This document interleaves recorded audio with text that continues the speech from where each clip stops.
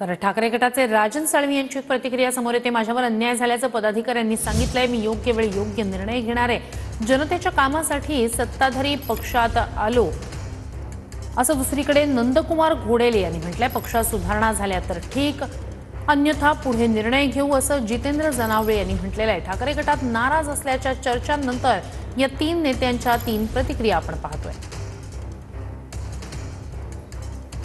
आणि काल राजापूर या ठिकाणी संवाद साधला पदाधिकाऱ्यांशी।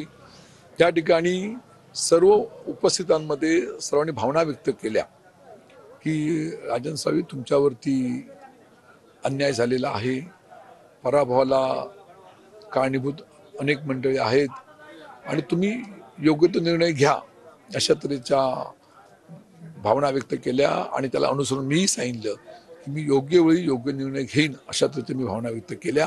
निश्चितच जनतेची जर कामं करायची असेल तर सत्ता आणि सत्ताधारी पक्षासोबत या ठिकाणी राहायला पाहिजे।